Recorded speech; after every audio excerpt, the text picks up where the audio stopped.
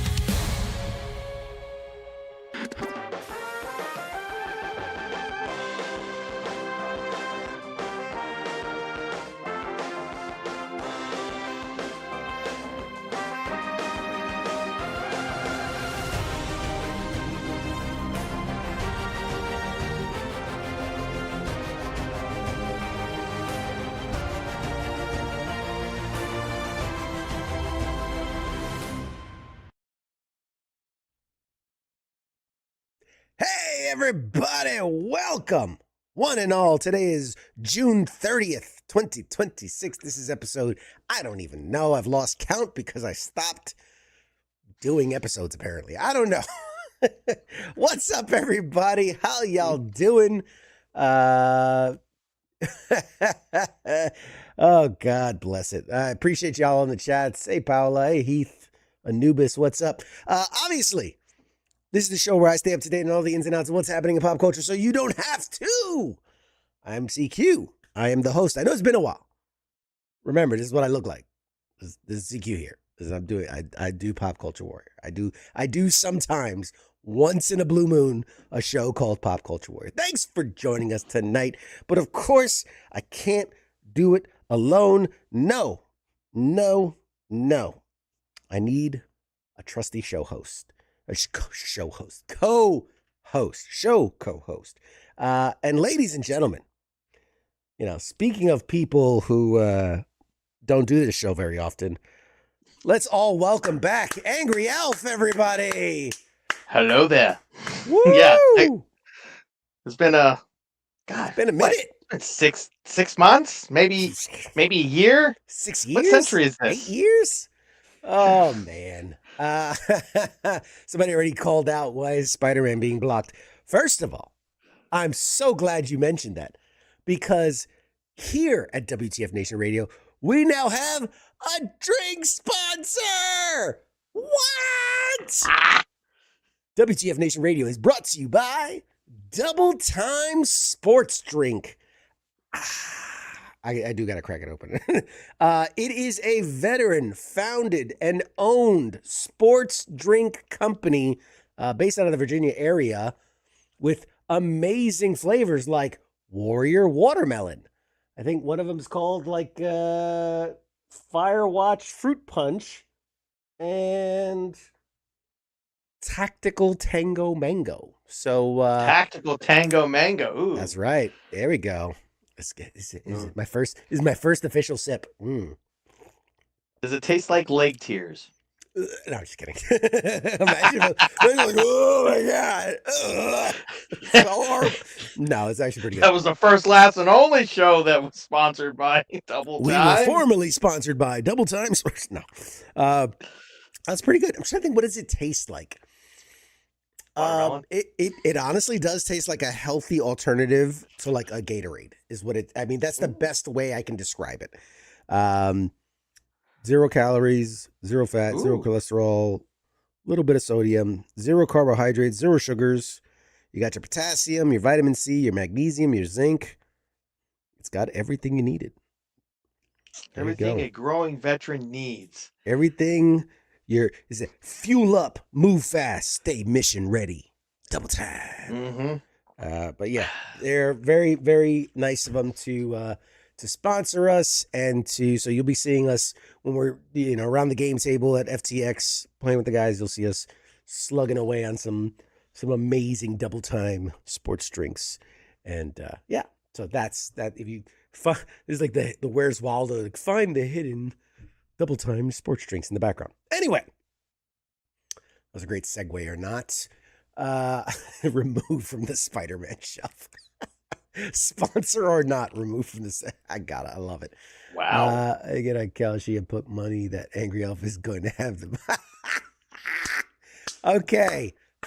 Scott Rosa, comment of the night so far. He says that he's going to get on Kalshi, the betting website thing, Right, and put money that Angry Elf is going to have more hosting shows than CQ for the year. Very funny. Very funny. And we're already in the 7th month. Oh God, that's the crazy thing. It is flying by so fast. Oh yeah. This year has been just a blur.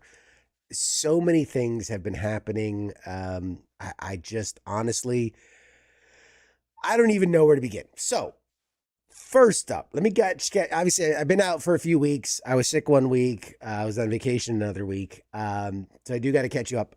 But in just the last week alone, I've been fortunate enough to see a number of movies early, and I wanted to share that with you guys. Let me just pull up my notes here. There we go. Well, I did get to see Disclosure Day before it came out, which I gave it a meh. Yeah, it's fine. It's fine. It was all right. I think I saw it finished its theatrical run at like 198 million, which I mean, it's nothing to sneeze at, but for a Steven Spielberg movie, you'd think, I kind of called it. It was all right. It was fine. It was fine. I did see last week before it came out, Jackass, the final, was it called like Jackass One Last Time or Last and Final or something like that? Do you have those tidy whities on? I don't have them on, but I have them on me. Yes. Presented. There you go. Oh, look at that. In all of its beautiful glory.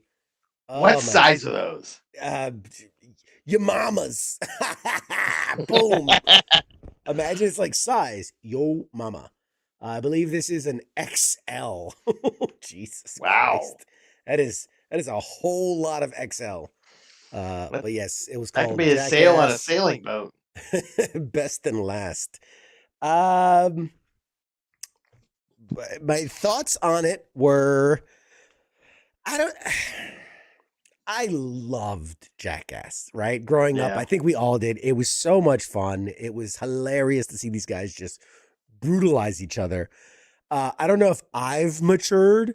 I don't know if it's just sad seeing a bunch of old people hit each other in the balls. I don't know. But it didn't, to turn a pun, it didn't hit the way it used to. I will say this, if you're thinking about going to see it, understand that I would almost say the majority of it, we're talking 55 to 60% of it, is clips from old movies and shows. Like it's a best of is basically what it is. It's like this was our life of Jackass. Now, they did sprinkle in a couple of new bits and a couple of things that are old, that were archived, that were never seen. I can think of 2 or 3 where they're like, this has never been seen, and for good reason. One of them, Johnny Knoxville shoots himself in the chest with a .38, and he's wearing a bulletproof armor. And this is like season 1 stuff where they were like, it did not clear the censors to air on TV of him shooting himself in the chest, even though he was fine. And then there was another one, I forget what it was, something with the police. They got arrested, and so they never aired that one. But yeah, so I mean, and it was honestly, it was kind of a bummer. You see these guys, especially because you're looking back at the old days, like you're seeing guys like Ryan Dunn, who's no longer with us. You're seeing guys like Bam, who, all these guys got strung out on drugs and alcohol, and you see them all just like, you're like, I don't know. It was just kind of sad. It was just kind of sad to really watch. I don't know. I am. I don't know. They didn't think it needs to be a movie. You gotta got like an HBO Max special, or a Netflix special. And it'll be on Prime. Not Prime. Paramount Plus here probably in 2 weeks. I would say it didn't. For me, it didn't necessitate a mass theatrical release. It just, like, even the last one, at least it was like a full movie of them, beating on each other. And this one, I honestly want to say that maybe 25%, maybe 35 at most % was new material. And that's kind of the whole reason you go see the show. Anyway. And then the last thing that I saw just yesterday, Minions and Monsters, the new, what's the company? Universal. Well, it's Universal, yeah, but it's like the Illumination, I think it's called Illumination. That's it, yeah. Illumination. Yeah, the new Illumination movie. It not a bad film. I took my kid. Not a bad film. Yeah. I don't think it does anything that's like for me, like when I look back at movies, especially because like I saw Toy Story 5 recently, and as I'm looking back at these like franchises, long running franchises, like there's always those moments that stick out. Like, oh, I remember in part 1 this happened. I remember in part 2, like the general story, but it's like always these moments that really stick. And I'm like, in this one, it's just like it's a cute Yeah. movie, cute story. There was and honestly, this is between us girls here. Mm-hmm. Uh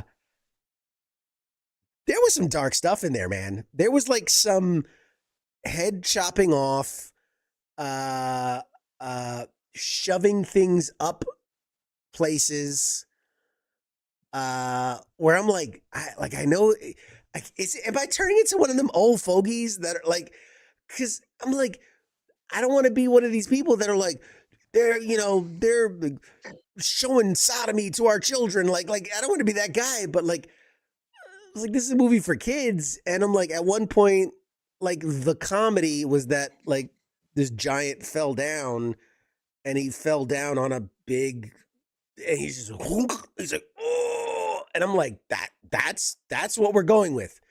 We're going with anal penetration for the children, for laughs. And I was just like, okay, dark. At one point, they showed it in the commercial, but at one point it's like the queen sitting there, and then he like falls asleep, and the little fucking axe thing falls down, and her head falls down, and you see the neck hole, and all that was missing was like the blood. Like it looked like a slice of ham. Like it was like, I'm like, this is for kids. This is some dark shit, man. I don't know if I'm just turning into an old man, but Well, you kind of are turning into an old man. I mean, have you seen? I took my kid recently to what is it called? The Amazing Digital Circus. They put their last two episodes on as a movie. It's is it a Netflix series or is it on YouTube? But anyways, I knew nothing about it. My kid had watched it. She wanted to go see it, so I took her. And then I'm sitting through this thing going, dark stuff, man. now I have to start screening my 10-year-old's viewing habits. Son of a, I'm like, But then we again, grew I'm up like, wait a watching. minute. Yeah. Oh We yeah. grew up Oh watching yeah. South Park. We grew up watching Simpsons. We grew up watching. I was at Happy Tree Friends. Remember that shit was fucking Yep. dark. Ren and Stimpy. What we grew up watching Jackass. Yeah, like I just and yet still I'm kind of like, Mm-hmm. which funny enough, it was driving me nuts because obviously watching the Minions movie, like I mean, obviously the Minions speak their little Minion language, whatever. And then like you can like there's certain voice actors that you just pick up on their voice. You're like, oh, I know who that is. And then there's this one little green guy. Is like it's almost like baby Cthulhu. Yeah. And the voice, it was driving me insane because I'm like, I recognize this voice, but I just couldn't. And it was clear that they had like audio tuned it up, very very high voice, like very very high. Yeah. But I'm like, but just the way they spoke and just the rhythm, like I'm like, it's so crystal clear to me, and it's driving me nuts. I finally, after the movie, had to go and search it. It's Trey Parker. Half the voices of South Park was the voice of it, and I'm like, that's why, because it sounded like Kyle or Stan were very very high. It was like, but like obviously you could tell they like auto tuned it way up, but. I'm like, oh my God, that's why it sounds so familiar. And I was like, it makes sense that this movie's kind of a little risque. One of the voices of South Park's in it. But yeah, anyway. I wanted to ask you, since we're talking about movies, summer season, have you seen Supergirl? Mm-mm. Not seen Supergirl. I have not seen Supergirl. I might take the kid this weekend or later this week to go see. It's either take her to see Masters of the Universe or take her to see Supergirl. Her choice. Because I've seen Masters of the Universe, but she didn't want to go with me when I went. What did you think of Masters? I mean, obviously, personally, I felt it was a good movie overall. Yeah. But I think I had texted you too, where I was like, I think this movie was made for you. Like, I think it was made specifically for people like you. But what are your thoughts? I sat there for probably a good 80 to 90% of the movie with a freaking shit-eating grin on my face. So there was definitely like the cameo from Dolph Lundgren was Yeah. like pristine. Some of the uh, didn't particularly care for the whole how the film opened and Yeah. All its the Earth first stuff. act.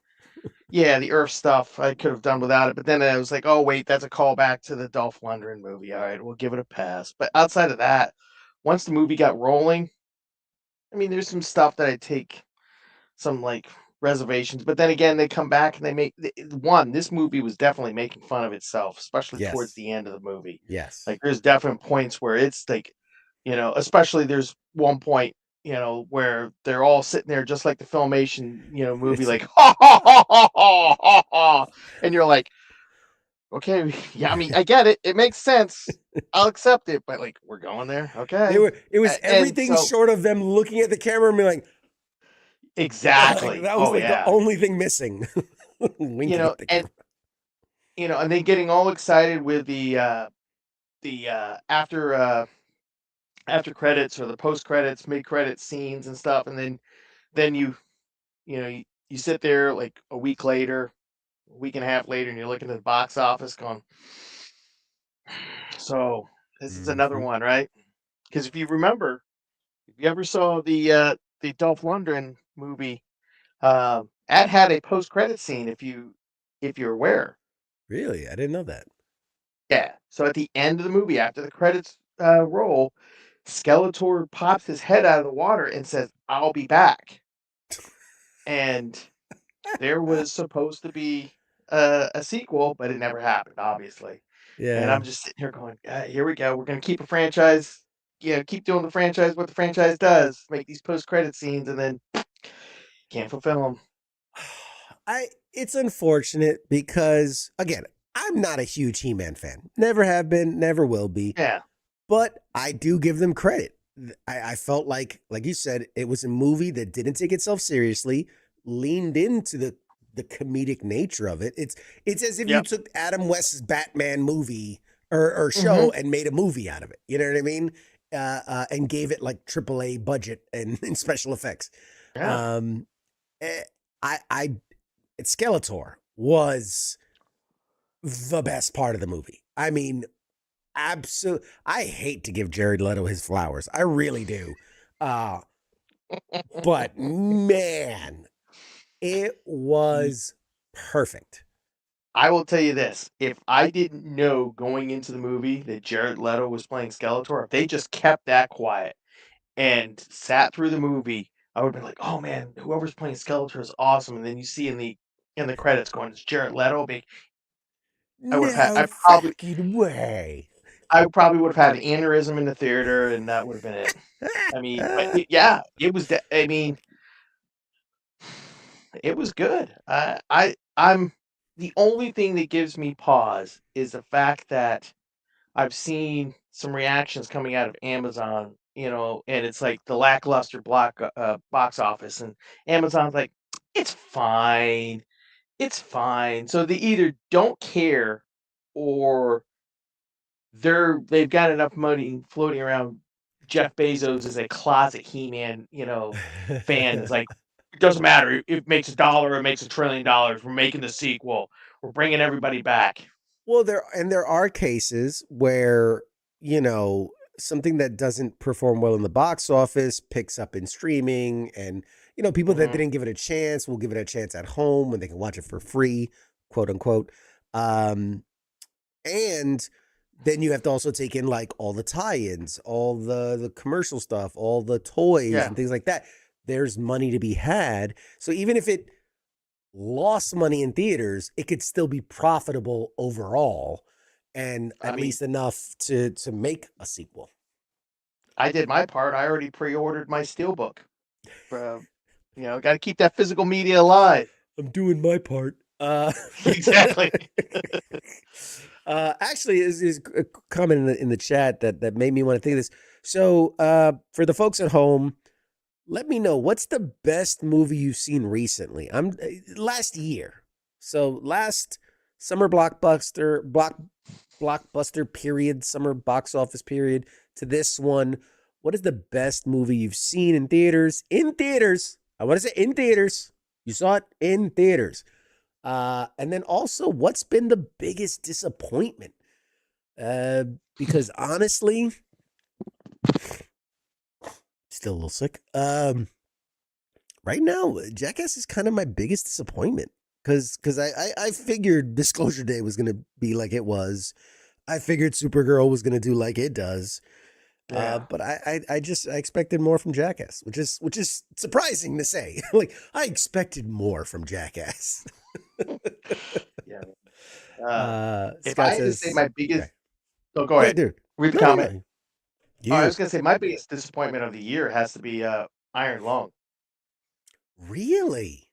I didn't like it. I went with a couple friends, and the whole reason we walked in the theater was basically off of internet buzz and stuff. We're like, oh, this is gonna be cool, and then none of us got up to walk out of the theater because we were like, is the other guy, the others like enjoying this? And then we all walk out of the theater and we all had the exact same reaction. I was like, what the fuck was that? That's funny. So Well, I mean, yeah, I don't know. I'm a little surprised because now I hadn't seen it. I haven't seen it. I will okay, caveat with that. But everything I read was like it's a triumph of cinema, and like, not to say that it's this amazing movie, but that it was the fact that it was like self-produced and self-published and self-directed, like for what it is, for the budget it was made at, like it's incredible. oh yeah. But I mean, if let me put it this way, without spoiling anything. One, it's based off of a video game Yep. that I guess all happens in the That's how you capsule know of this yeah. submarine, Mm-hmm. and outside of one other actor who you can't really see their face and one, maybe two other voices that come over a radio, there's only one actor. It takes place in this sub, and it gets to a point where you're kind of like, yeah, so nothing else is gonna, yeah, Well, okay. for those that So don't remember, and I forget what year it is because I'd love to be like the 2009 block, but I don't remember what year it is. Ryan Reynolds in a box, buried. That was a movie where I went, so that's it. Like, it's just him in a box. Like, that's what we're doing. Like, that's what we've signed up, and we've all agreed that we're gonna sit here and do that. The fucking audio is still bugged. Oh man, I gotta figure out what is wrong with the audio in this thing. It's not on your end. It's got to be something on my end. I don't know what it is. I'm this close to just tearing it all down and rebuilding it from scratch. Like because I can't figure out did what you that. do that like 2 years ago? You did Yeah, that that's like 2 years ago. probably what started the echo. Probably. Echo, echo, echo, Yeah, he echo, sounds like echo. he's speaking into a megaphone. Sorry. Let me see. Maybe if I lower it. I don't know. I'm gonna try lowering your voice and then see if that does anything. I don't know. I give up at this point. I gotta rebuild this whole thing from scratch. It could be who knows what it could be. It could be a million things. He says it sounds fine to him. I don't know. I'm sorry. Why? Here, I'll just start holding up. I'll just start holding up cue cards. No. Still waiting for people in the chat. Nobody said nothing. Best movie they've seen, worst movie they've seen, disappointing movie. Nobody saying nothing. Just Now, reverb. I will say the best movie I've seen was Project Hail Mary. I mean, now, as somebody who read the book, I did have a couple problems with the movie, but I understand that they're going to take, uh, creative license and Liberties. stuff. Yeah. And there's some other stuff that, like, I get it. You can't go through all the details, otherwise this book would have turned out to be a 6-hour movie. But overall, I thought it was still pretty good. I loved that. I can't remember a non-superhero related movie Mm-hmm. that I saw in theaters multiple times. And I saw Project Hail Mary 3 times in theaters because I Nice. enjoyed it that much. Like, that is Nice. like Avengers Endgame, Spider-Man, Brand New Day, or No Way Home Hmm. levels of watching. Um, oh my God. They really fucking nailed it. Oh They yeah. really, really nailed it. It was really good. So yeah, that was probably my highlight of last year. I think of the last year is probably my highlight. I'm trying to think what else. Um, What else? I mean, now if we were talking movies that were good, and I'm glad I went and saw it in theaters, Send Help.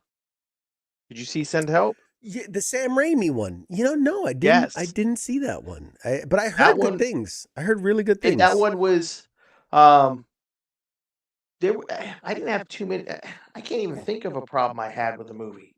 But it was. I mean, it was definitely. I was glad I saw it in theaters. I came back and like, for one, I told like my wife likes horror and stuff like that. I was like, you need to go watch it. So when it finally came on streaming or whatever, she watched it and she liked it. But it was a good movie to go, sit down and watch. Another one that I liked was, oh, I screw up the title all the time. Good Luck, Have Fun, Don't Die. Yes, yes, that's the one with Sam Rockwell. Uh, Sam Rockwell is the weird Yes. time traveler dude. Yes. Dude, one thing, and I was just having this conversation with somebody just the other day where I go, I don't know if it's because of Back to the Future, because of how much I Mhm. love that movie, but I fucking love time travel movies. I don't Oh care yeah, how bad they are. I don't care how wonky they are, how they don't make sense, the plot holes. I just love a good time travel movie. Um, like even the sappy romantic ones, Time Traveler's Wife, oh yeah. or there's the other one I just saw not too long ago. Um, it's about this guy who his whole male bloodline can travel time. Like, that's just a thing. Genetically Yeah. they can do it. And the whole story is about how even though I can travel time, like, I learned the valuable lesson is I'm happy with the way things are and I don't want to mess with it. Like, that's the whole thing. But movies like that, I love time travel movies. And so yes, especially when there's shenanigans and trippiness and Yep. wild stuff. Probably why I like Terminator movies, right? Like all those time travel shenanigans. I love it. I eat it up. I can't. Dude, there was one. Did you ever see, and it wasn't like a super big theatrical release. I literally think they released it on YouTube. It was Mhm. called Primer. And it was Primer. these guys that made a movie. Uh-huh. And it is the best time travel movie ever made, right? In Primer in on in YouTube. in of itself, it's not that like, oh, the story's all that great, but like in the way they utilize time travel without all the heavy exposition, you have to watch the movie Oh, like 6 times to like right. really understand what it's like watching Memento for the first time, where you're just like, what Mhm. the fuck is happening? I don't Right. understand it. It is so trippy. And the funny thing is that their time travel device, it's like this cardboard box. It's like, that's the whole, like, it's silly. It's silly in what it is. But like it's one of these things where they don't beat you over the head with what's happening. You have to just Right. pay attention and pick up the clues. And like, cause you'll see a character there and then you'll see the character over there and you don't realize it's later. It's not the same guy. It's a guy. Well, it is the same guy, but not the same guy. Cause it's the guy traveling Mhm. through time. It's a whole thing. Watch, if you like time travel movies, watch Primer. If your head doesn't explode on the first viewing, definitely watch it a few more times. Cause my God, that's that, from a guy who adores time travel films. It will fuck with your head so much, so much. And they literally they made it on like a shoestring budget. It was like a bunch of guys in their camcorders. But yeah, As a time travel fan, are yes. you going forward in time if you get a time machine, or are you going backwards in time? Oh my God.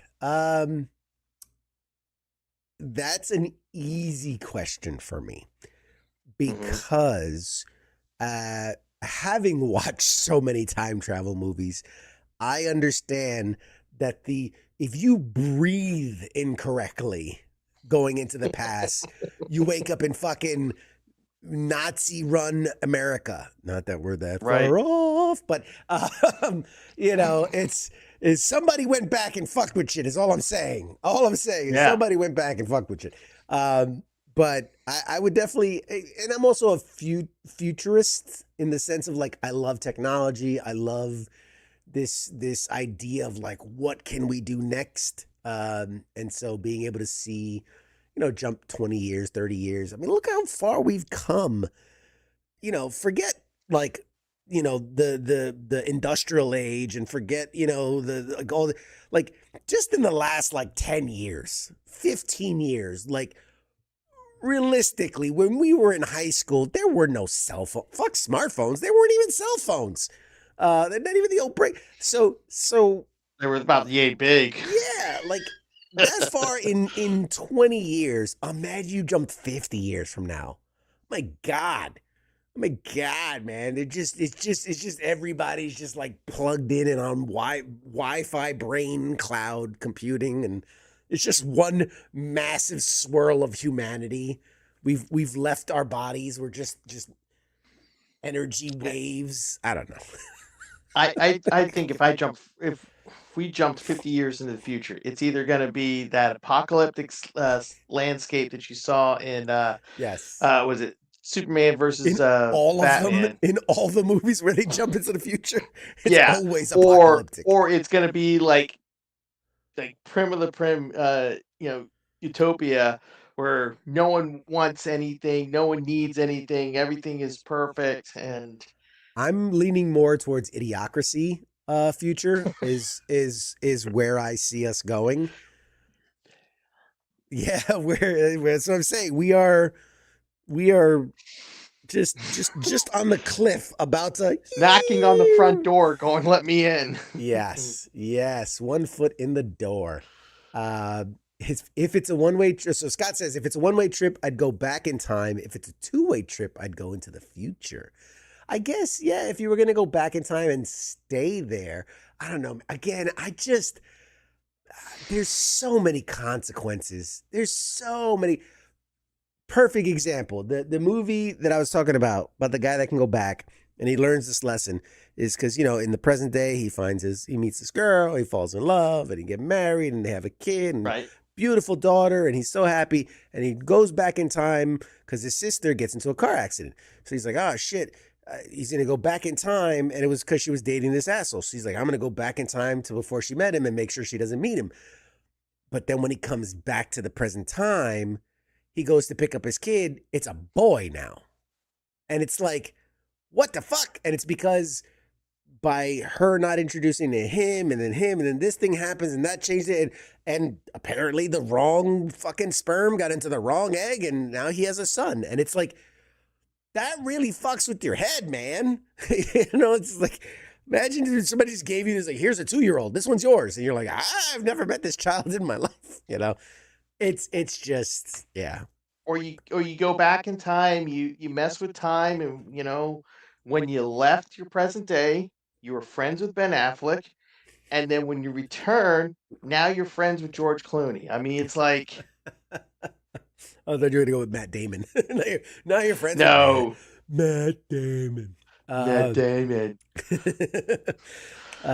Nibby said, just think if we didn't have the dark ages, where would we be technologically? Oh God. Oh man. It's funny, man. I not to go off on a tangent, but yeah. Little changes,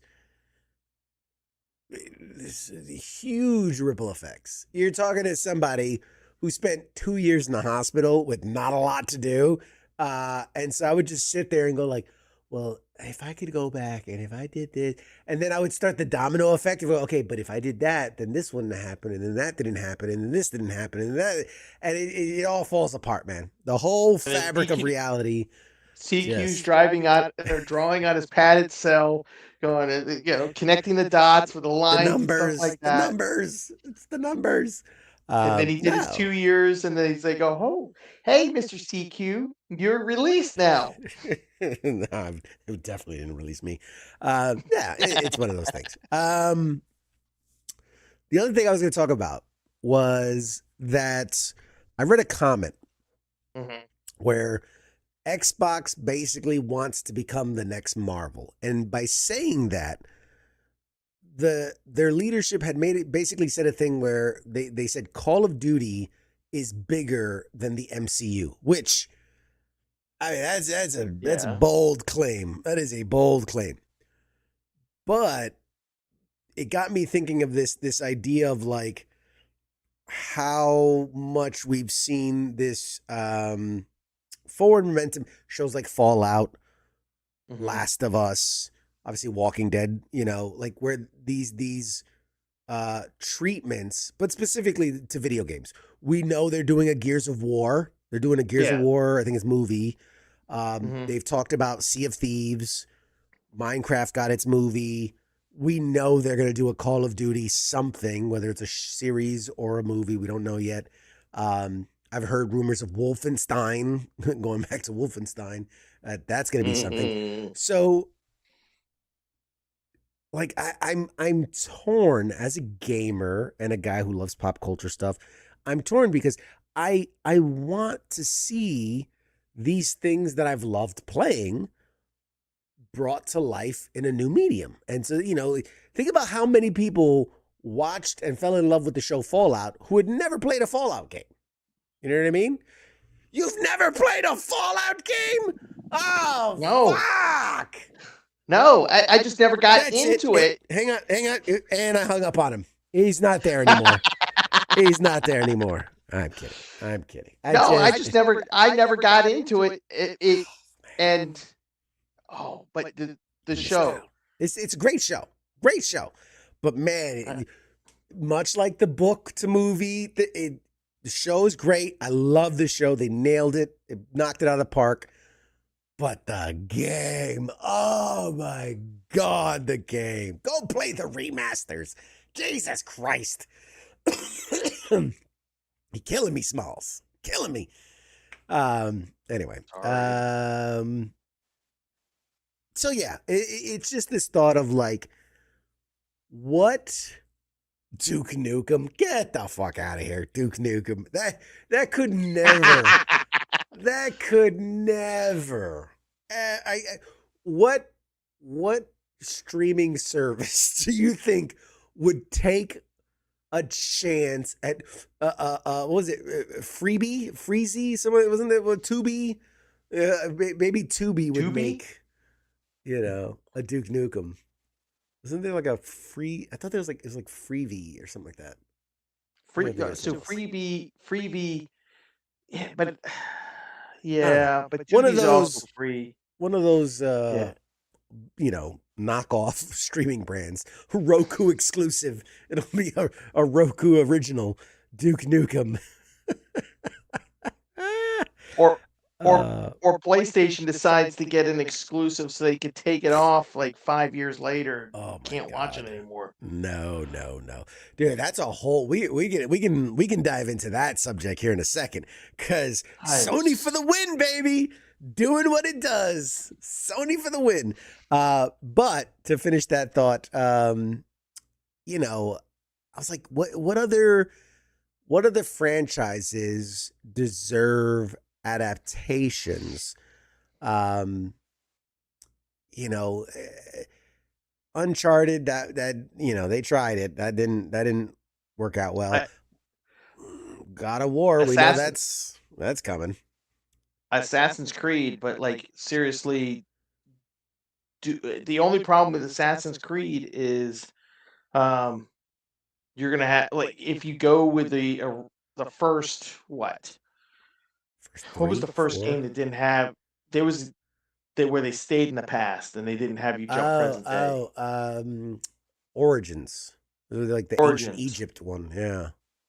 But the point of the matter is, it's like you would not that it would be a big deal, but the whole fact of the matter, it would have to be a period piece. And are you gonna do? I would say do a TV show, and like, what are you gonna do? First season's gonna be the first game. Second, so who was the main character in the first game? I forget. Altair. Yeah.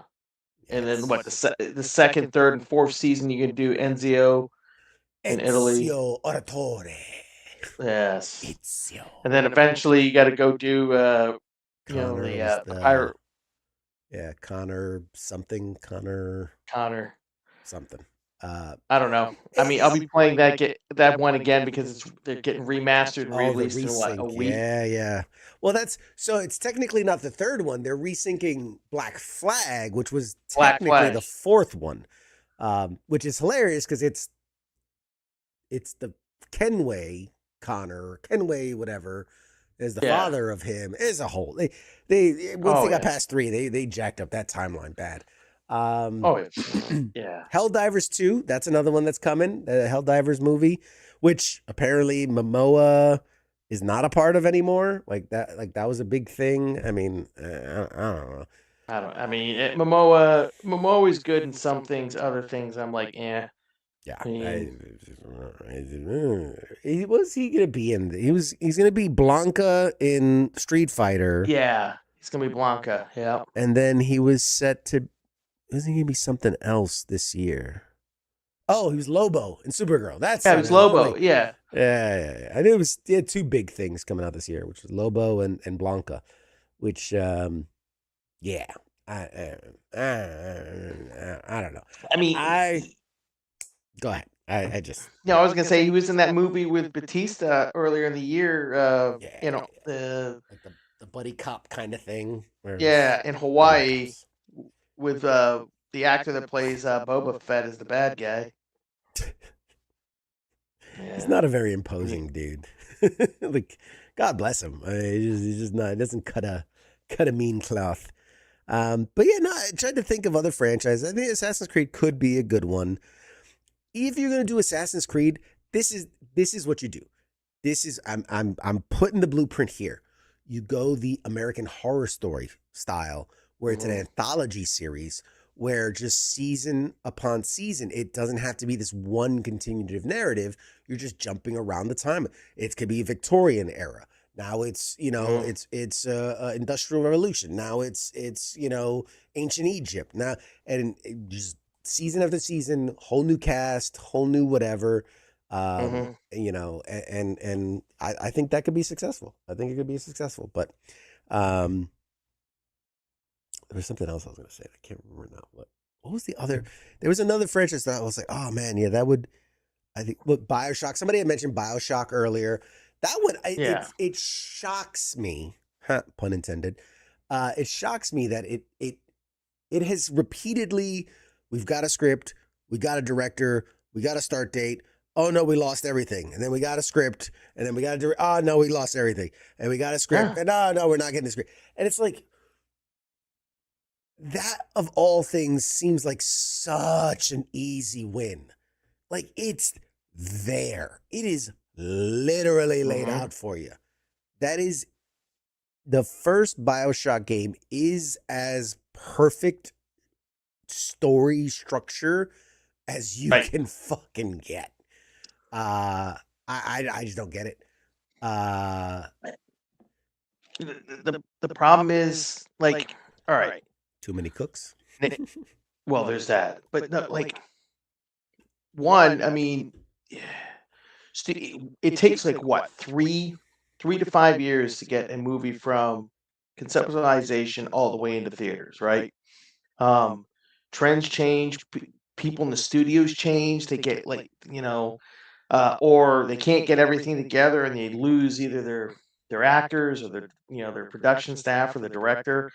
I mean, I would almost say some of these shows / games into shows. I mean, as much as everybody poo-pooed Halo, I mean, at least like the way it was structured. I Sure. just wish the narrative went in a different direction. But I could see if they, and how many times has Halo had an attempt at That was another one. doing some Yeah. form of media outside of, I mean, Zelda has been on the oh yes, block for 30, 40 years. They've been trying to make a Zelda. yeah, And that's finally happening. I remembered what it was. Metal Gear. Metal Gear, I feel like, is a story you can do. Now, you almost have to water it down from how crazy the video games are. But you're telling me an espionage thriller where, he's sneaking into bases and trying to take down these mechs season after season. hmm That should be a slam dunk. Slam yeah. dunk. Easy. Easy. Um, why hasn't it been done? I don't I know. don't know. I don't know. I blame Sony. I don't know why. I have no I basis, would, I would, but I blame I was, I'm right there with you. I was about to make a comment about Sony because I thought about it for a second. That's the only thing that makes sense. Just blame Sony on Yeah, it. I mean, I don't know, and I agree with you. Metal Gear. Well, look at it. Stop and think about it. Some things for a minute, Mhm. and what some things, what some properties work better in what medium. Because think about it. If they were to go, you're aware they're doing a three-part Batman Nightfall uh, Yes. animated series Yes. or Yep. movies or whatever. Think about it. If they were to do Nightfall, even if they said it was three parts and did it live action, would it succeed? I mean, versus animated, you know, I would rather see a high quality animated a Metal Gear Solid series than I would like a live action. Because here's the other thing. I'm gonna tell you this right now. You do an animated series, you could probably get David Hayter to come back and voice Probably. Solid Snake. But if you did a live action, you can, I mean, what, get a guy that maybe sounds like him, And it's or always try got to to get the be, guy to it's never going to live up to the hype. correct. Yeah, you know, Heath says, I wonder if they'll ever make a Resident Evil movie. You got to see the trailer. They just released the trailer for the new Resident Evil movie. And for the first time since like the first Resident Evil movie, I'm like, I want to go see that. Like, yeah. this looks good. Like, they've actually, this is something that's bothered me Mhm. because the two schools of thought are you can make a one-to-one adaptation of what exists and put it on film, right? Like I could play Resident Evil, like, all right, play 5 minutes, stop. All right, we're gonna do it we're gonna do it that way, and then play another Yeah. 5 minutes and just reshoot the whole thing. Or there seems to be the other version, which is kind of like the Mila Jovovich, where we're gonna mention things that exist in the middle, but it has like doesn't follow any thread that exists whatsoever. Right. Um, I've always felt there's got to be a sort of middle ground that works really well, and we've seen it with Fallout. We've seen it with Last of Us, hmm to an extent, Walking Dead, that walk the line of like we are going to be faithful, but we also are going to take some liberties for whatever reason, budget, casting, who Right. knows what. Um, this Resident Evil movie that they're doing doesn't follow a certain narrative from the games, but it takes place squarely in this realm of. I loved what the director said. He goes, my whole intention, and I'm paraphrasing, my whole intention of making this was to give you the experience of like a player in Resident Evil where you don't know what's hmm going to happen. This isn't some action hero. Like I think in one of the preview screens, like he loaded the gun and he completely missed. Like the idea that this is just a regular guy in a fucking crazy situation, and how would you react to that? And so I loved it. It everything about it says to me like this is going to be really cool and really well done. Yeah. And we've seen I think some really interesting things come lately. Perfect example being, I don't know if you saw Obsession, which was made by the YouTuber, Right. who he got real popular in these kind of funny YouTube clips, but it's basically a horror movie, but not really a horror movie in the sense that there's a killer on the loose. It's more of psychology taken to the extreme. It's almost a body possession, but not a body possession. Right. It's the old monkey paw, right? A wish goes wrong kind of thing. I love that new young visionaries are being given the opportunity. I look at when Jordan Peele, when he kind of left Key and Peele, went off to make horror movies. And it's this idea that, okay, let's do something a little different. Let's Right. let's buck the trend a bit. You don't have to do slasher killer. You don't have to do a gore fest horror like a Saw. Like there's these other things. And isn't it weird that the comedic people, the people known for their comedic presence, are the ones that are really coming up with these like psychological, creepy, like just unsettling horror movies. They understand the psychology of people, Right. right? And what is, because if you can see what's the funny thing, then you could kind of flip that coin over and go, okay, the extreme of that is like that's super creepy, that's super weird. And so I don't know. I Backrooms did really well. Obsession did really well. I know you didn't like Iron Lung, but that did well enough that he made $100 million or whatever it was. So yeah, I definitely think we're I don't know. I feel like movies are transitioning. They're changing. What the status quo is changing. And obviously that goes with like how we're watching our movies with streaming and things like that, and the media of it. But for a second, let's talk about this Sony thing, because I can't imagine how mad people have to be owning for those not in the know. And correct me if I'm wrong. The gist of it is Sony goes, like, you own these movies that you paid us to own, but we just don't want to have servers for them anymore. So and the other aspect of it is I think some of them they lost the distribution rights or something. A deal had expired, but the gist of it is, and it goes back to my previous comment 20 minutes ago, physical media. If I go purchase the DVD or Blu-ray disc and I have it physically at my house, what is Sony going to kick my door in and steal my disc off my off my table because they don't want me to have it anymore? No. I mean, because think about it. Oh,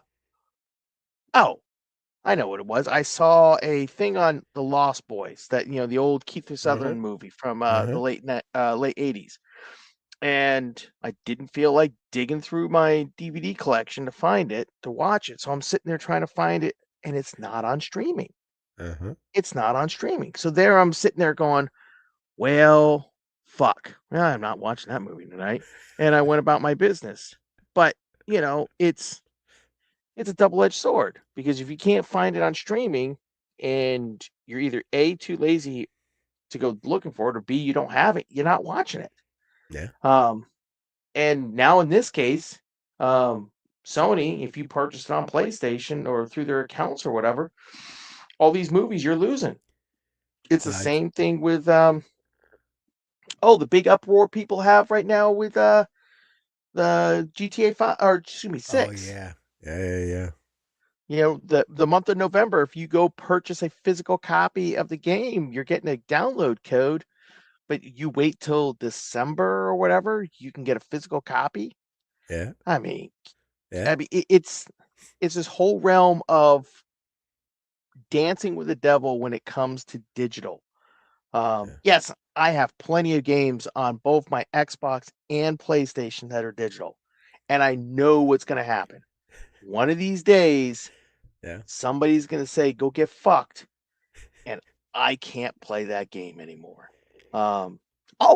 It happened recently. The old Jurassic Park collection. It was the old games from when we were kids. And I saw somebody playing Jurassic Park on Genesis, and I was like, I want to play that. And I was like, oh, I'm gonna go and I'm gonna look for it online, and it wasn't available. And fortunately, I was able to find a physical copy on Amazon, and I got it like a day later or whatever it is, and I was able to start playing it. Then I got frustrated because the first level sucks, and my kid looks at me and goes, "Why are you playing that? I want to play Slime Ranchers too." And I'm like, "All right, fine, take the controller." But anyways, to Scott's point, yeah. yes, digital should be cheaper than physical copies. 100%. Oh, 100%, Never understood yeah. that. Why they're the same price? Never understood that. I mean, you could argue that the CD cost them money to print, whereas the digital, it cost them money to maintain a server, and so the price is balanced. Is that you could argue that, but I think it's ridiculous. So this was the story basically. Sony recently informed its PlayStation customers in the United Kingdom that they will no longer be able to watch previously purchased movies and shows from a production and distribution company called Studio Canal. As of September 1st, affected customers will no longer be able to stream 551 titles from the PlayStation Store. That is wild. You lose the ability to stream titles such as Outrage, Way of the Yakuza, Paddington 2, Pan's Labyrinth, Rambo 3, Terminator 2, Judgment Day, The Boys in the Striped Pajamas. Classics. All the classics. Who hasn't wanted to watch The Boys in the Striped Pajamas just one more time? It is crazy to me that this is where we're at. But, I don't know, man. I always try to play devil's advocate, and I'm like, I mean, I could see both sides, but I'm like, it's just a shitty position to be in. Yeah, it's just a shit. It's just such scenario, and it's like, fuck you. The only digital movies I have are the ones that came in the box. No, I take that back. I think I've paid for one, maybe two digital movies, so I won't make a liar out of myself. But the point of the matter is majority of the digital movies I own are from, getting the code in the package. So no, and I don't know. Who remembers that? Where you'd buy the disc and it's like, oh, hey, here's also a digital download code for you. And you're like, oh shit, I got it. I can watch it at home and I can watch it on the go. And all of a sudden it was like, no more of that. You get one. Yeah. And then we take it back. Not today. Not today. All right, we're going to take a short break. I got to go to the bathroom. But we'll take a short break. And we'll be back with more show right after this.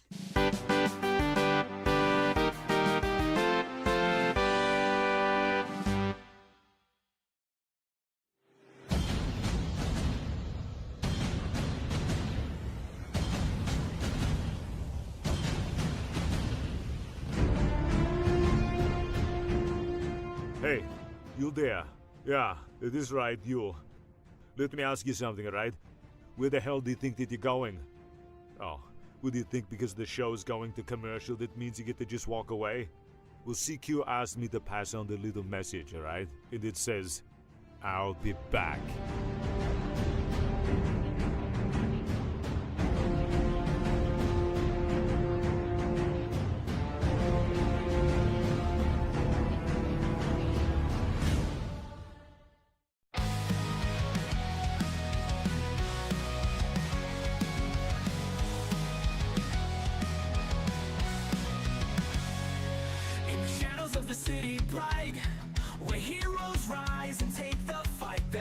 voice that breaks the night. It's CQ with the insight. From the comics to the silver screens, talking legends and those crazy scenes. Pop culture trends and hidden themes. CQ reveals what it all means.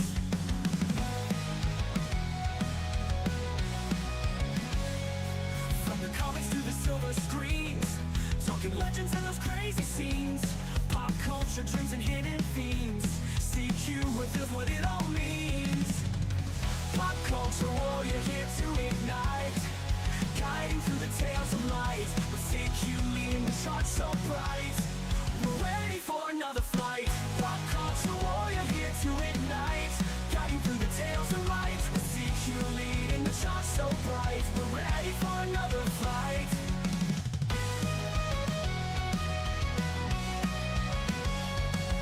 Marvel at the twists and turns, villains playing heroes learn. Every episode we'll discern lessons from the past to learn. Games we play and books we read, CQ's wisdom's what we need. Memories that make us bleed, together we will take the lead. Pop culture warrior here to ignite, guiding through the tales of light. With CQ leading the charts so bright, we're ready for another fight. Pop culture warrior here to ignite, guiding through the tales of light. With CQ leading the charts so bright, we're ready for another flight.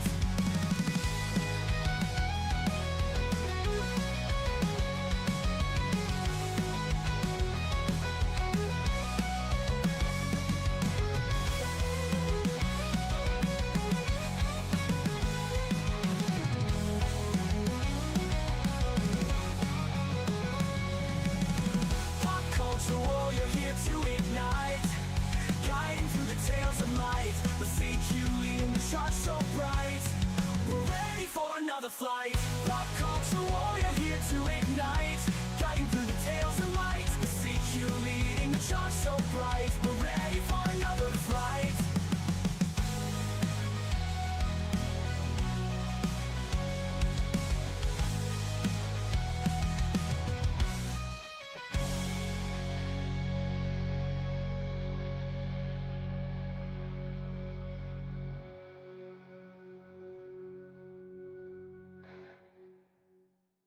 Hi there. You're watching Pop Culture Warrior. This is the way.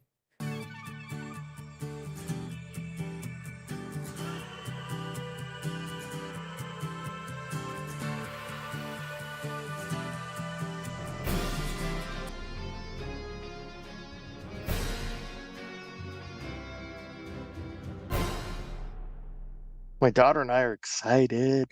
We're back, baby. Welcome back. Welcome Yeah. back. Welcome back. We're just talking about X-Men animated 97 season 2 about to premiere. Super excited. I've seen some early stuff. It's good. It's real good.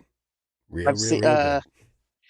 The only thing that I've seen is the scene that dropped, was it yesterday, with Cyclops, Jean, Young Cable, and then Storm and Forge bust in with Morph, and they're tackling some sort of droids, and then there's Savage Wolverine with his bone claws, and it looks pretty. It looks good. For the life of me, and I can't believe this, I shot interviews with AJ Locascio, who's the voice of Gambit. It's like Michael Waterson or something like that, who's the voice of Magneto, and the original and still current voice of Rogue. I shot interviews with all three of them, never released it. I was literally, it's so funny, man. The other week, I was like going through my old files and stuff like that. I was like, man, how is it nobody's talking about? These were really good interviews. And I went, oh my God, I never actually posted them. So this weekend, be on the lookout for my interview from like 6 months ago with Lenore and Michael and AJ. It's really, really good. Really, Three really more good. names going up on the board of people who will never show up on Pop Culture Warrior. Yeah. Funny you should mention that. And what actually made me think about it too was that two of them, I won't say who, but two of them we've talked, and I said, "Hey man, I'd love to have you on the show." And they go, "Well, why don't we wait till the season premieres, and that way we can talk about it?" Because they're like, we can come on beforehand, but then we can't say diddly squat. But they're like, once the episodes come out, we can talk all about it. I was like, bet, let's do it. So stay tuned soon. We're going to have some X-Men joining us. So, Oh, yeah. Get so excited. Such a nerd. Oh, there's so much excitement about the X-Men. Oh, I mean, I've got to clean up my toy room and do an appropriate toy tour because I've got some decent X-Men stuff. In fact, you can see, you guys can't see it because of the bubble, but I've got a Magneto hanging right here. Yeah, I've got a great crotch shot of him. So, yeah, that's exclusive for me. That's not for the audience. That's just for me. I got a Magneto upskirt over here. Yes, yeah. Well, cloak. This season, I hope he goes crazy. I mean, the stuff that's been dropped in the trailer if you know anything about your X-Men history from like 30, 40 years ago, this could go crazy. Oh, it's going to be good. I'm very excited for it. What was it? There's something else. We haven't done a giveaway in a little while. Partly because haven't done a show in a while. Oh, yeah. That's part of it. Yeah. The other part of it is like, I mean, for those that were around in the holiday season, I blew my load. I let it all go. There was nothing left. I found like a pencil or something like that. Like that was all that was left. But already off to the side, the big box has already started to fill, and in just 2.5 weeks, I leave for San Diego Comic-Con, the holy Mecca, the holy land of Nerdvana. And so I'm thinking it's long overdue. When I get back from San Diego Comic-Con, we do a big, massive giveaway blowout and just get rid of everything that I've collected since the holiday season.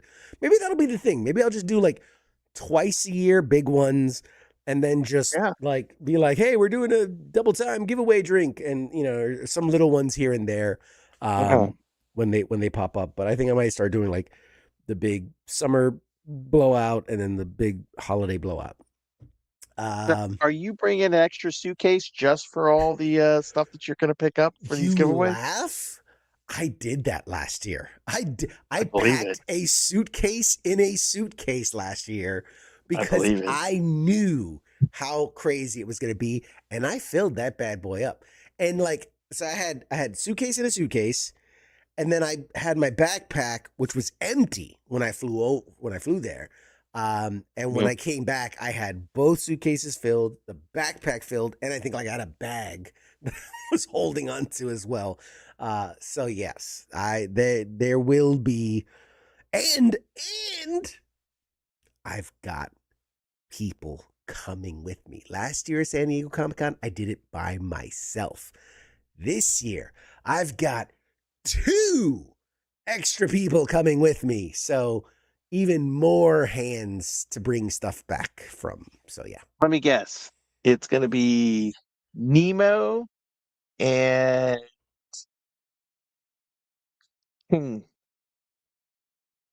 Did you say you cut out? So I didn't even hear the second one.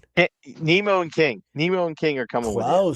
Close. Nemo and Plague from FTX is going to be joining us out. Oh, nice. Yes, so they will be joining us out in San Diego this year, and it's going to be good. Now, to save money, are you guys staying in the homeless village? In one bathtub. We've the 3 of us will be sharing one bathtub at a hostel. So it is a public access bathtub. that will be And used. and the fact that you're going to be in the bathtub, that means you're closer and readily accessible to have ice dumped on you, so you can have your kidneys removed. Yes, exactly. It's all inclusive. All inclusive.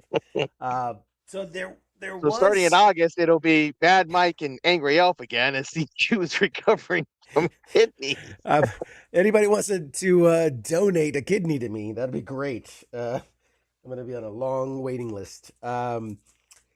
We'll There start a is a GoFundMe. bit there's a bit of bad news that we need to talk about.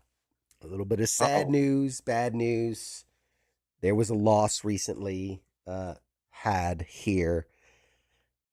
I am no longer the veterans champion of the SRG LFF Super Show Veterans Division. I lost the title. Wait, CQ lost? Is that humanly possible? I if I'm being honest, there might have been some cheating going on. I'm just saying. It didn't feel like I should have lost. But I Doesn't did ever feel like you're gonna lose. I did lose the title. So I just wanted man. to one last time for all the folks at home to see me with it. It's so sad. It's so sad. Everybody, a moment of silence. I'm in a class Everything we- stage of emotion. Yes. It's all right, CQ. You'll get him next time, bud. It was good while it lasted, but it's going. CQ, the specialist, was defeated by Jack's Pet of the Year. Was who beat me for the veterans title. Jack's yes. Pet of the Year. Jack's. You were beat by somebody. A Boston Terrier. Yes, I was beat by a Boston Terrier for the veterans title. And what's worst, he's Navy. Oh. All right. And yeah, we're going to have to talk Shame. offline about Shame what we're gonna upon my house. Shame Yeah. upon my family. Shame Yeah. upon my children. Just shame. Yeah. Shame. So, for those out there, veterans of the community that would like your chance to one day hold the veterans title, very simple. Get yourself a deck of SRG's Super Show and, get online and find another veteran to play with and work your way up to the number one contendership. I am not out of it just yet. All right. As a former champion, I deserve the right to a rematch. So I will be citing whatever penal code, whatever subchapter rule, but I want Penal my code. rematch. Jax. I don't think it's a penal code, but okay. Whatever. For me, everything's a penal code. Everything. True. Everything's a penal code if you try hard enough. That's what I say. Yes, exactly. Yes. Oh, man. I just, for the life of me, man. You got people saying hi in the chats. Hi back to you. They're like, I said hi. Like, all right, man, hi. Jesus. So pushy. Yeah, he's a busy man. I mean, Sorry if have I you don't ever say tried to hi run a back. Have you ever tried to run a show and run a chat at the same time? I did it once and never again. It's not so easy. Man, there's so many things that I want to talk about. So San Diego Comic-Con's coming up. We've already got some really cool stuff set up for that. I'm excited for. Dragon Con, it looks like I've been trying to maneuver my schedule and allow me to do it. So it looks like I might forego New York Comic-Con this year, which I haven't done in like 7, 8, 9 years. But I might shift and forego New York Comic Con, have someone else cover that one, and then instead go to Dragon Con in Atlanta. So looking at doing that. What else? There's so many. There's so many things. Skipping New York Comic Con? That's I like know. saying you're skipping Christmas. I know. And they've been so good to us for so many years. Yeah. It's one of those, and honestly, that's kind of where we cut our tooth, right? Is that the phrase? You cut your tooth? Yeah, you cut your teeth. Yeah. That's really where we learned how to be press at a convention. And so Yeah. it's one of those things where we never have a bad time at New York Comic Con. But if I'm being honest, it is the most expensive trip of the year.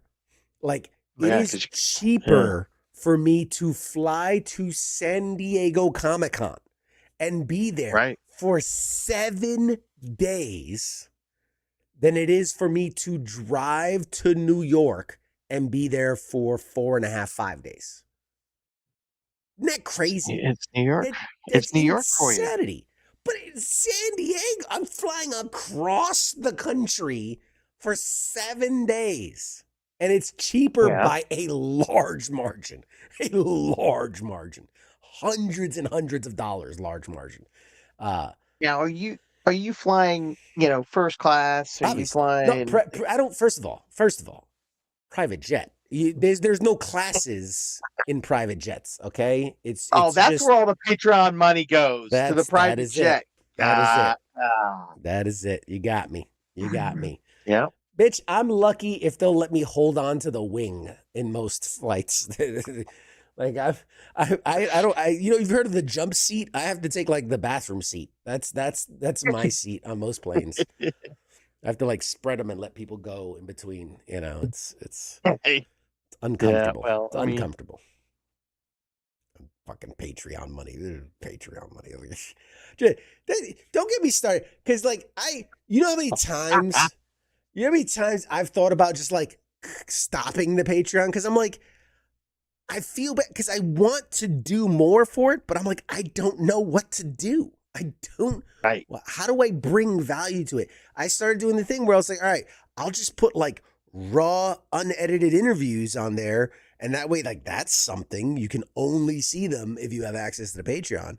But I'm like, even then, most of the stuff I do is public. It's very few things that I do that are kind of like not live.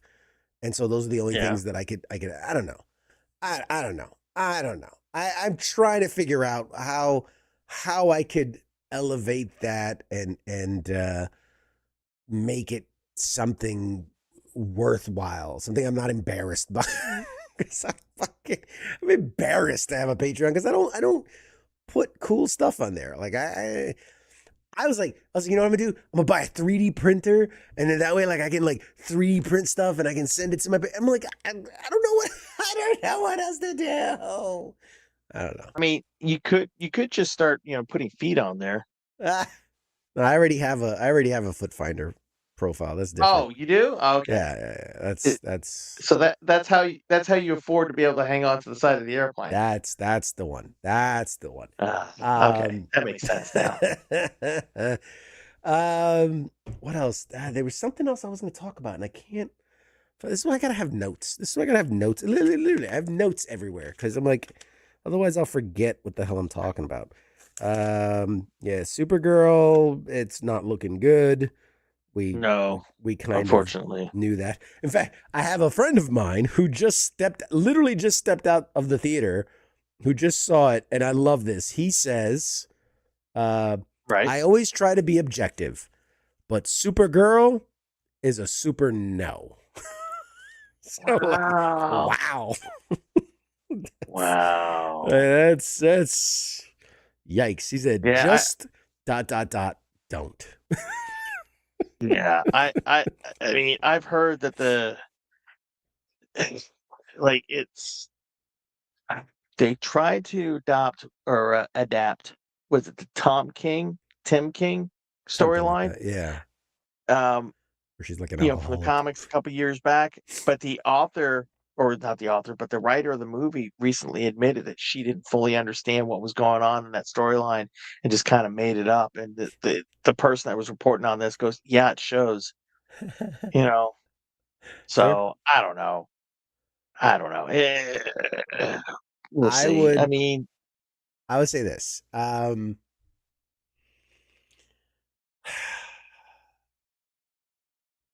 I don't know. I thought it was a tough sell from the jump.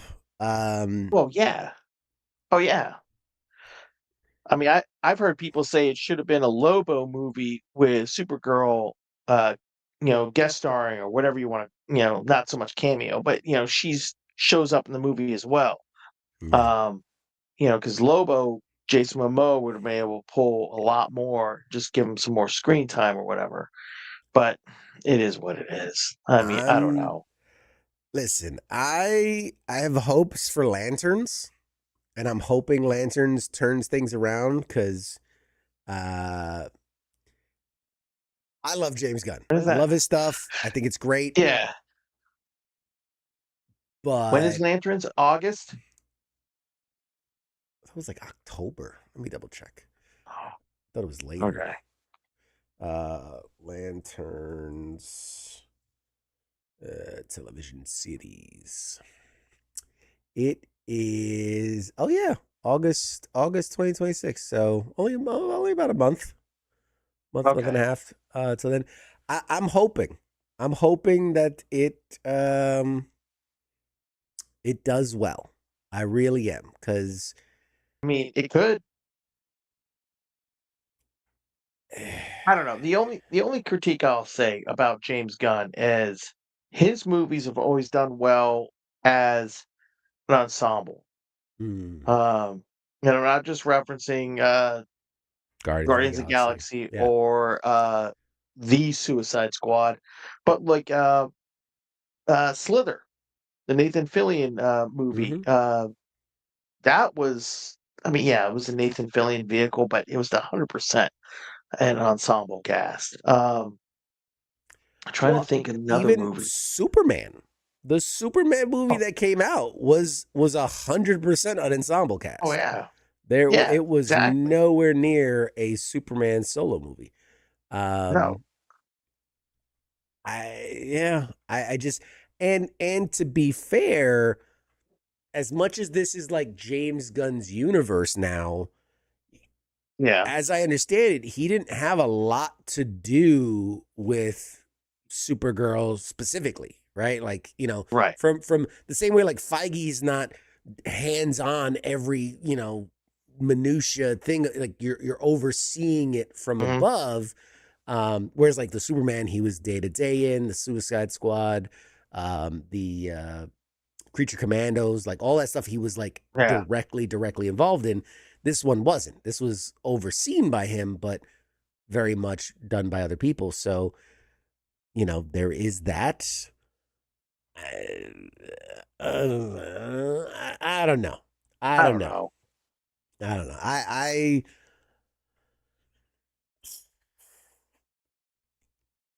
don't where I know. stand on it, and I'm sure you Yeah, as a girl dad would appreciate this, is that there should be woman empowerment in film.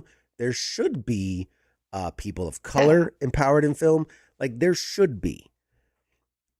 But for that to work, the people they're trying to represent need to show up to the theaters. And Well, yeah, if women don't that's. go to see Supergirl, you can't get mad if guys don't go to see Supergirl. And what was it? God, someone did, and I may be getting my movies confused, but somebody did a breakdown that said who actually showed up to these films, and it was something crazy like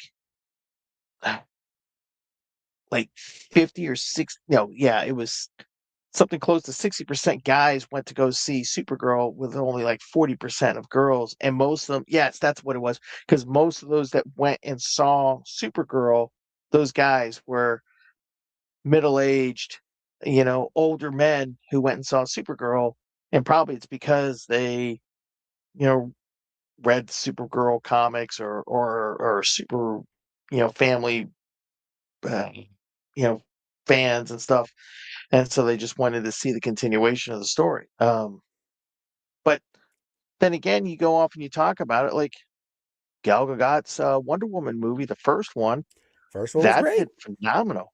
Yeah, the Second one second was one, a fucking abortion of a movie. Like, it was a terrible movie. oh yeah, that It was was bad. I mean, I'm so glad. bad. Oh yeah, I'm like, um, I don't know who that was for, but it wasn't for superhero fans. It wasn't for Wonder Woman fans. It wasn't for movie fans. I'm like, I don't know who the fuck they made that movie for. It was a terrible movie. it's like they Terrible. made the movie. It's like they made the movie to keep the license, even though WB owns DC outright. Like I it just, was a bad movie. it, oof.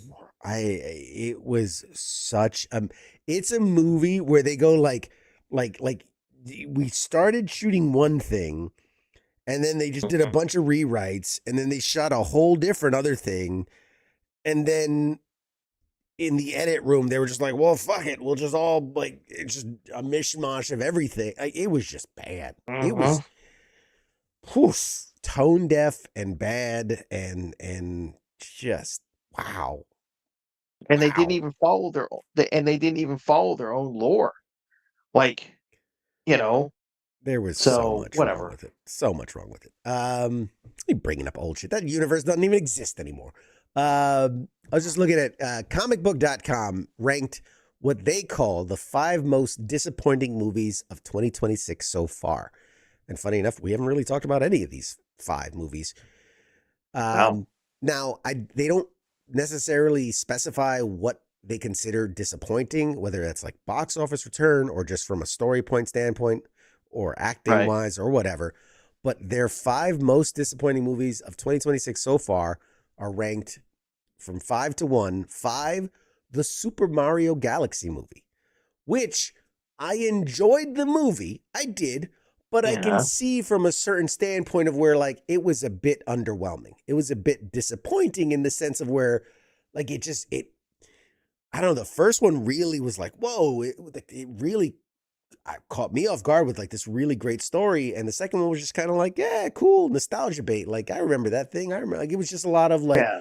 it was a lot of member berries, right? Like, you remember that thing? You remember Remember. that thing? Yeah. You remember that thing? Yeah, but that's what those movies are for. I mean, You sure, know? but they should have a good story. That's Only thing true. that came out of that, my kid has the hots for Rosalind. Like, he is now obsessed with her.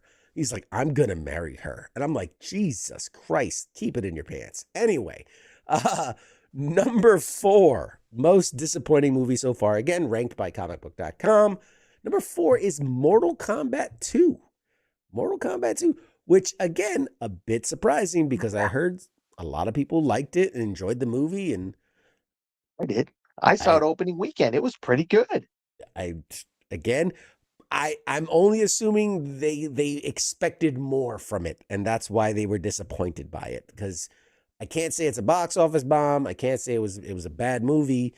So I'm guessing they're just going based on we expected more from it. Number 3, and it's like they're hitting you over the head with these. Number 3, The Yeah, I know, right? Mandalorian and Grogu. Oh, that movie was horrible. That I- was like 3 or 4 episodes stitched together.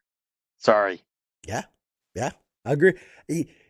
Was it the old thing of like, this meeting could have been an email? This is the movie equivalent of this movie could have been an email. Yeah.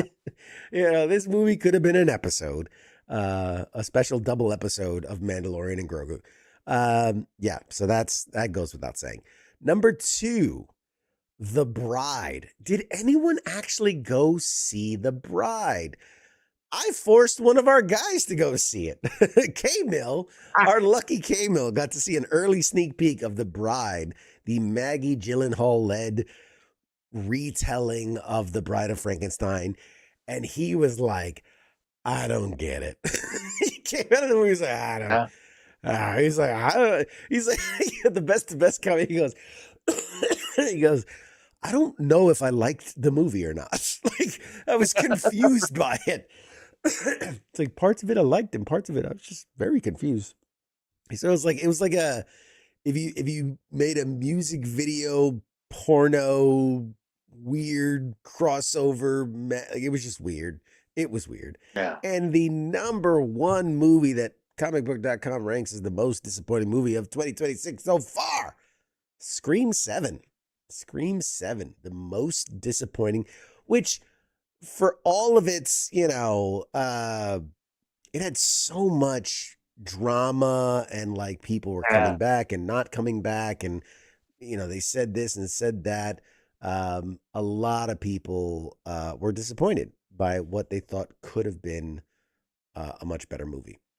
Hey, Tom, what's up, man?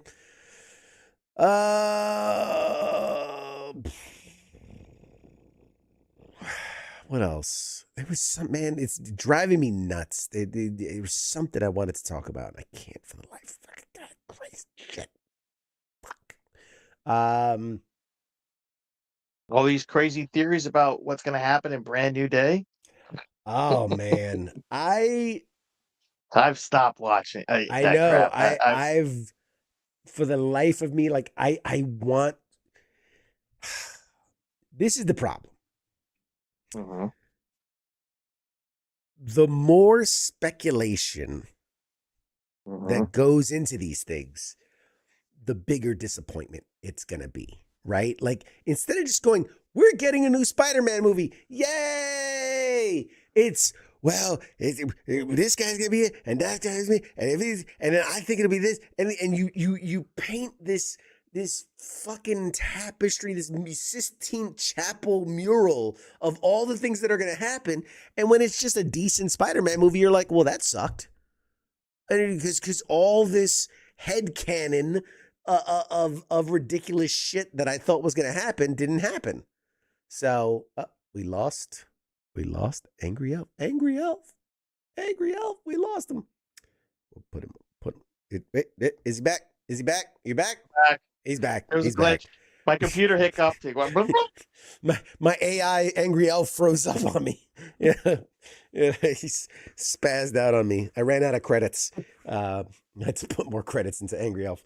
But yeah, so it's this thing of like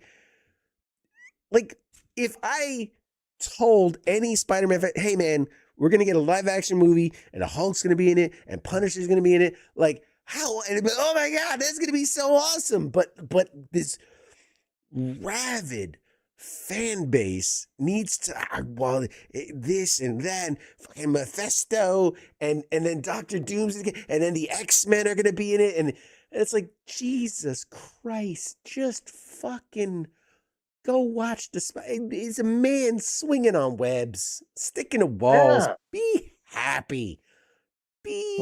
Happy. What happened? Why are we this way? Can you remember when you and I went and saw Spider-Man 2, in 2004? We saw it, 3 times that weekend? Like, and just how happy we were just to see, a guy swinging around, fighting another guy with 4 mechanical arms. And, yeah. I don't know. It was so good. We've lost it. Yes. We've lost something.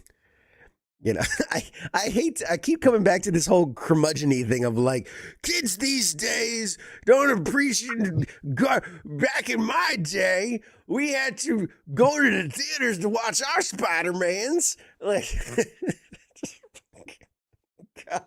our Spider-Man had a broken back. Back in my day, we liked our Spider-Man to have organic weapon, all this newfangled technology. Yeah. We'll see. We'll see in a month. Who knows? I mean, maybe. I'm excited for Brand New Day. I think it's great.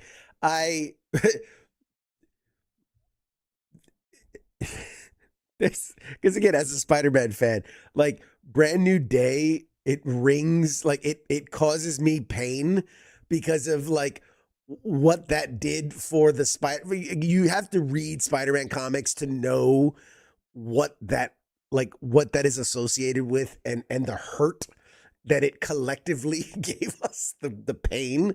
And so when they announced that as the title, I went, ah!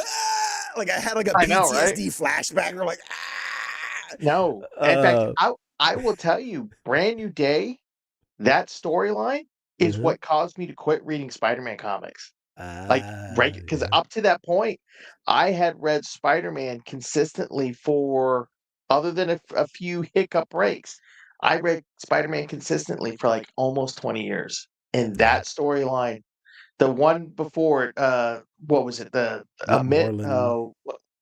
yeah, where all this fallout from Civil War happened. Yeah. That was like, are you serious? And I was like, oh, this can't be the new status quo. Oh yeah. Oh Yeah. yeah. Yeah. Well, yeah. And it's been almost 20 years. Yeah. And it's I don't know. Anyway, it's the whole thing. It's I was in the hospital like when I was actively back into comic books. And so I'm like, do, and then Brand New came. I'm like, oh, this can be, what is this? Like, what did they do? You're shitting on my childhood. And so, That wasn't as bad as the Clone Saga. I mean, you could argue which one was worse. Yeah. I mean, really. You could say some good came out of the Clone Saga. I'm still waiting for the good that came out of Brand New Day. Yeah. Do I also shake my fist at skateboarders in my neighborhood? Yes, but it's not skateboarders. These fucking kids and their goddamn electric scooters now. That's what's all over our fucking neighborhood. I'm like, you goddamn kids and your electric scooters, fucking kick like a normal child. Like fucking gotta like normal kids. And then they just say, And then after CQ has one of his rants, he's got to sit down because he's like, Dude, I'm literally sweating. This is causing me to sweat. Anyway. Well, it doesn't help that it's like 100 degrees on the East Coast. Oh, yeah, there's that too. Do we need a Sinister Six movie?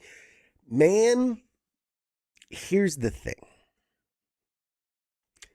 Can it be done? Yes. But I don't think the parties that would need to be involved are going to play nice for that to happen. Because we know that Marvel has this pact with Sony so that they could use Spider-Man within the MCU, but they really can't get into his rogues gallery, really. Like, obviously, we've seen, Scorpion's going to be in this, and like Boomerang and all these, the Hand, and a bunch of random shit that really makes no sense. But, like, there's a reason that we haven't seen Green Goblin outside of, bringing back Norman, or not Norman, William Dafoe. William Dafoe. That's what Sony seemed to be trying to do with like Venom and Morbius and Craven and all these, because they were trying to build this, like, we're going to build this rogues gallery of villains. And then there was, like the ultimate plan was to bring Spider-Man and then have like this version of the Sinister Six. But they suck. They suck so hard at making... I don't understand it. I don't. Well, if you remember at the end of Amazing Spider-Man 2, they were like this. That was the problem with that movie. It was the last third of the movie was attempting to set up the future and the whole Sinister Six, whatever it was going to be. And I remember at one point hearing that they were going to do a Sinister Six movie that was going to be on par with like the Suicide Squad, where Spider-Man wasn't going to be in it. It was just going to be the Sinister Six coming together to go off on an adventure to do, I don't know, rob a casino in Vegas. I don't know. It doesn't work. Like, Oh, that's the thing. And this is why I said Venom doesn't work as a standalone without Spider-Man. They are intrinsically linked. If you I'm trying to think, what would be a good example? If you made a Johnny Storm movie where it's not Fantastic Four, it's just Johnny Storm. And I'm like, could it be good? Maybe. Most likely, would it be good? No, because that character is built on the relationships of the characters that support him, that are around him. The same way I wouldn't want to see a Mole Man movie of just Mole Man by himself, or like Sony presents Mole Man. Like, fucking, why? Why? You know, what makes him interesting is when he fights the Fantastic Four. Like, that's what makes him interesting. I don't know, man. This is why when they had talked about making like a Silver Surfer movie, and I was like, what fun is that? Just a guy going from planet to planet? Like, that's the thing. Like, I'm here, you're gonna get eaten. Sorry. Like, that's the movie we're doing. Like, there are certain relationships that these characters, they have to, you know. They could do a Silver Surfer movie, but you're gonna have to bring in, like some of these other characters that maybe they didn't have, access to at the time. And I mean, that's, with any luck, Sony's like one or two hacks away from freaking, having to just close everything up, shut it all down. Spider-Man rolls over to freaking back to the MCU. I've been saying that for 20 years now. I've been I they're just one movie away, just one bad movie away. No, it's not going to happen. They still make CD players, so they're fine. They're making money. Yeah. Sony's in the back like, VCR's coming back, boys. I'm telling you. Yeah. It's any day now. It's any day now. It's our time. Like The Boys. We need a comic villain driven movie or TV series, something like The Boys. Could it work? I'm trying to think. I'd have to see the vision for it. I mean, like the Suicide Squad, like The Boys. I mean, because even the Boys, they have good pushing against. There's this. Yes, the bad overwhelms the good, but there is that good pushing back. If you just did, I think the Suicide Squad works. They're bad guys being forced to do good. You have to have that push and pull. If it's just Sinister Six getting together, Ocean's 11 style, where they're just like, all right, Vulture, you're going to come in off the roof and you're going to swoop in and take Scorpion, and Scorpion's going to, I don't think it works. You need that push and pull, That's why I think like Spider-Man going or having Punisher in the Spider-Man movie, or even Hulk in the Spider-Man movie, I think it works because it shows that drastic difference, right? Because Spider-Man and Punisher are both street level heroes. Obviously, one's genetically altered or whatever, but street level heroes. But very colorful, very silly, very quippy, versus very dark and brooding, and then Hulk is this massive beast, raw thing, and Spider-Man's the quick, agile, moving. So like that's what makes it entertaining to watch. But if you just have a bunch of, I don't know. I think everybody's have a hard time making villains the protagonists. Like why can't we get a Darth Vader movie hunting down the surviving Jedi? Believe it or not, I think that is one of the times I think it could work. I think you could have a Darth Vader. Look at what was that game? The Jedi, Lost Jedi, or something like that. The one where he had the apprentice, Star Killer. You're talking about Force The Unleashed. Force Unleashed. Yes, Force Unleashed. You know, for as much as you were playing as Starkiller, it's a Darth Vader story about he has this secret apprentice, and that's what he's using to hunt the Jedi and all this and all that. I think very much so. You could have, and we saw it with both Ahsoka series and the Obi-Wan series, where some of the best moments in those series were when Darth Vader shows up and does his thing. I think you could. I'd wager that you could get people very excited about seeing, like, if you just took the that one badass scene from like Rogue One with Vader, and then his appearances in Ahsoka and his appearances in Obi-Wan, and you just kind of mushed it all together into one like narrative storyline, that would be a hell of a fucking fun thing to watch, I think. Well, did you watch the Maul series? No, I never got around to that one. I heard good things though. I won't spoil it because it's probably common knowledge now, but Vader shows up in the final episode, and it's kind of like that Rogue One scene, at the end, where he's just all rage, just all, there's, if there's no dialogue, there's nothing, he just him is whooping destroying ass. it. Yeah.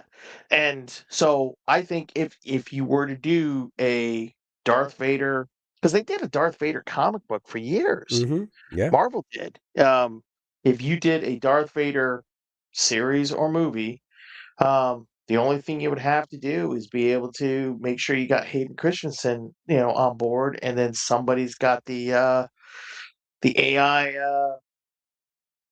freaking voice of James Earl Jones, so you can keep the voice going. And then otherwise, yeah, you could do it. And yeah, definitely 100% him hunting down the Jedi, or him going on doesn't even need to be hunting down the Jedi. It could be he's gone some side quest for the Emperor, or he's just, he's going off on an adventure. And he's still trying to bring Padme back. He's hunting mystical artifacts to connect with the dead. There's a bunch of different ways you could do it, and I think it would be, narratively interesting. But I think the whole thing about bringing somebody like Vader and giving them their own series versus somebody like Venom is Darth Vader is immensely more popular and immensely more recognizable than Venom. And maybe not so much, nowadays, the kids, but I don't know. In fact, I'd still argue that. I'd still say Vader's more popular. I mean, we'd have to get into, we could argue that because we'd have to get into like popular by what means, like more people know about him, more people like him. You know what I mean? Like, what are we saying when we're talking more popular? I will say that I believe there have been more incarnations of Venom. There's been more stories. Like he's been in more pop culture, because whereas Vader is like appeared in Star Wars and I'd say even realistically, like Vader, and this is to his credit, for only appearing a certain amount in each of the original 3 movies and then not again for like 30 years, because it was a large swath of time. We've got him a lot lately with like Rogue One and Obi-Wan and Ahsoka and all these things.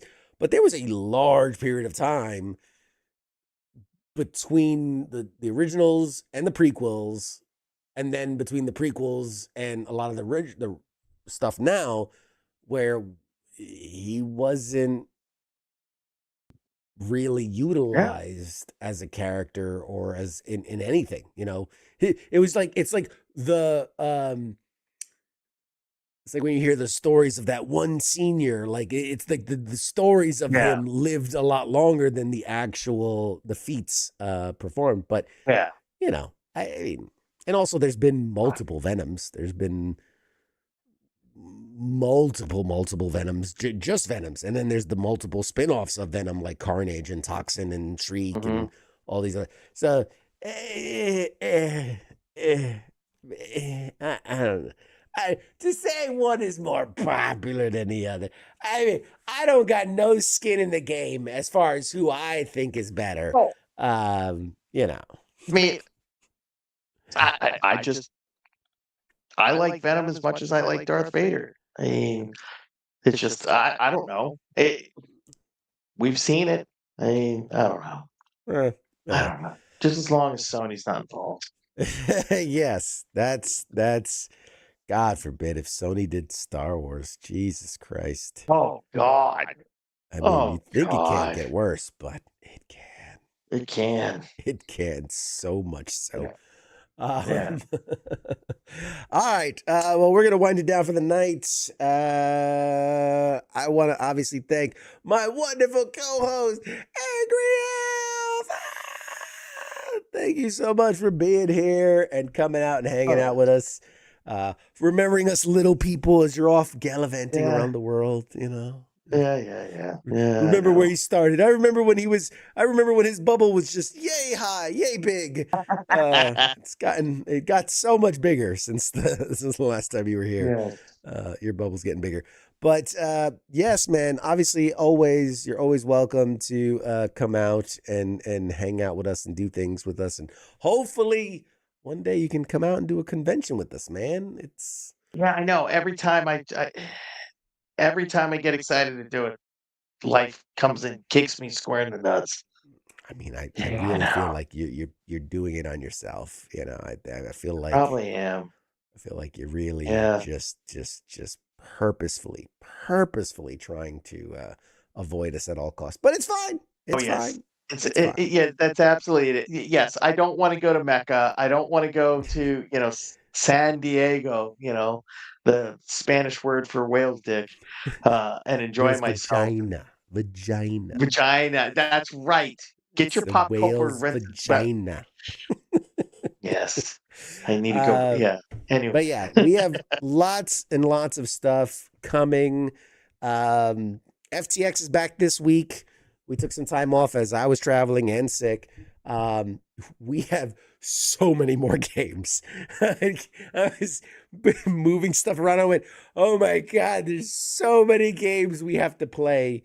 And very happy to announce that we're going to be giving away games too now, because companies are sending us more than one copy of games. So you know what that means.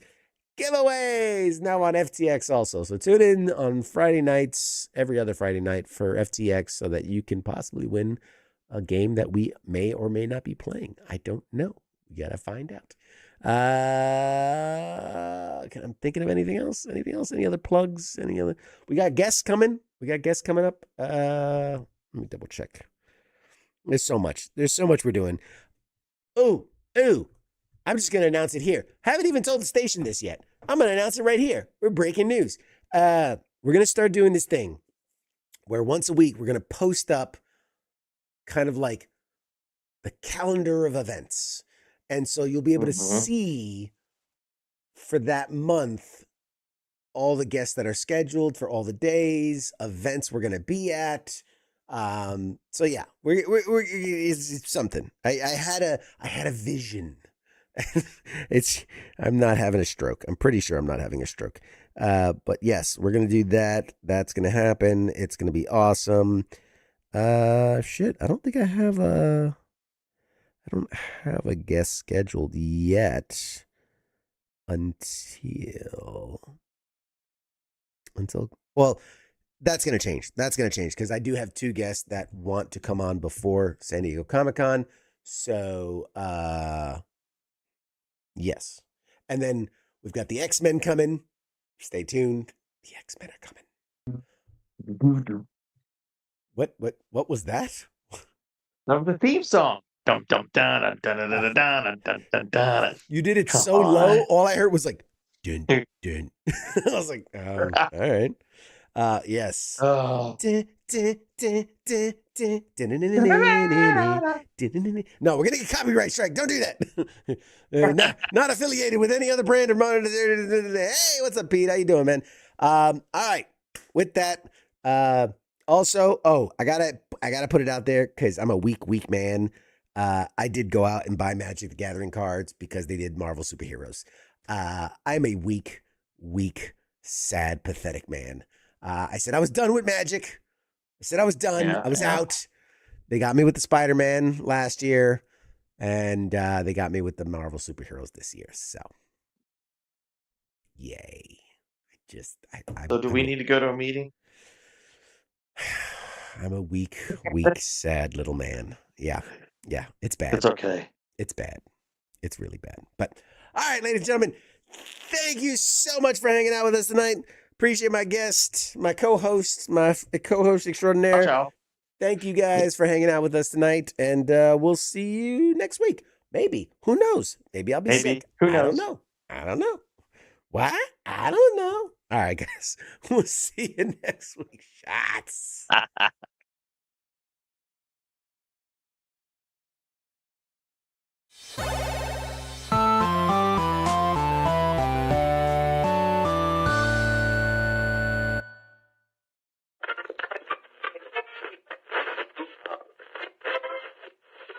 Let's see